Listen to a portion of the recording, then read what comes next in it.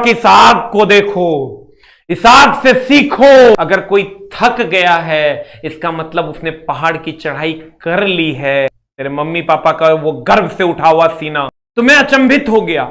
तो वो बच्चा बोला कि मैं तो सर मात्र 6 महीने से यहां हूं। हाय फ्रेंड्स, मैं इसके झा आप सबों को सादर प्रणाम करता हूं और आज मैं बड़े इत्मीनान से कुछ बातें कहने आया हूं आपको। आपके अंदर की बुझी हुई आग को जलाने आया हूं मैं चाहता हूं कि आपके अंदर का आग जले, क्योंकि कहीं ना कहीं मुझे वो अंतिम समय में दम तोड़ता हुआ नजर आ रहा है। तेरे मम्मी पापा का वो गर्व से उठा हुआ सीना, समाज में बैठकर एक अच्छे प्रतिष्ठित कुर्सी पर बैठना, ये कितने गर्व और कितने सम्मान की बात है। और भाई मेरे, मैं मानता हूं कि आपके जीवन में बहुत सारे दुविधाओं को आपने पार किया है। आपके अगर 10 दोस्त होंगे तो 9 दोस्त तो रह गए रास्ते में, आप अकेले यहां तक पहुंचे हो, तो क्यों ना सर अब इसको अपने मंजिल तक हम ले जाएं।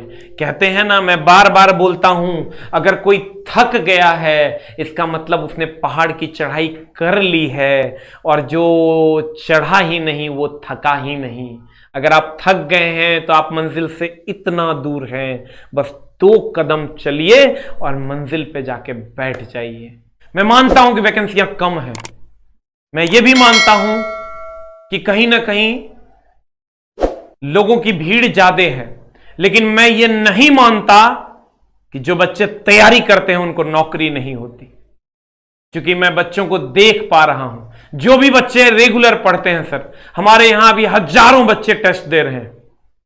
मैं जब उनका रिजल्ट देखता हूं सर, तो आज जब मैंने देखा तो मैं अचंभित हो गया। तब मैंने उस बच्चे को बुलवाया, तो वो बच्चा बोला कि मैं तो सर मात्र 6 महीने से यहां हूं। कोई बोला मैं तो 2 महीने से यहां हूं।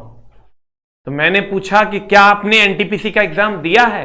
तो बोला हां। और आपको जानकर यह अचंभा होगा कि उसका मार्क्स ग्रुप डी के टेस्ट में -2 नंबर था। इससे मैंने कंक्लूजन निकाला कि एनटीपीसी का एग्जाम हो या कोई भी एग्जाम हो, जो पढ़ने वाले बच्चे होते हैं उनकी तादाद बड़ी कम है मेरे दोस्त। इसलिए अगर आप रेगुलरिटी मेंटेन किए हुए हैं तो आपको एकदम सोचने की जरूरत नहीं है, क्योंकि अब तेरे अंदर वो आग भड़कनी चाहिए, क्योंकि अब अंत समय आ गया है। अब लगभग चावल बन चुका है मेरे दोस्त। 3 सीटी में अगर तुम चावल बनाते हो तो 2 सीटी लग चुकी है। मेरे दोस्त, 1 सीटी सही से लगा दे अगर तुझे चावल खाना है तो। मेरे दोस्त, मेरे भाई, तुमको देख के इसी 3 महीना को डिसाइड करना है कि तुमको देख के लोग कहेंगे कि ये लड़का इंडियन रेलवे में। मेरे प्यारे दोस्तों, मैं मानता हूं कि पढ़ना एक कठिन काम है, लेकिन इस कठिन काम के बाद जो रिजल्ट मिलता है उसको पूरा समाज देखता है और लोग ये कहते हैं कि यही लड़का इंडियन रेलवे में। मैं तो उस पल को महसूस करवाना चाहता हूं आपको, जब लोग आपको देख के ये कहें कि यही लड़का इंडियन रेलवे में।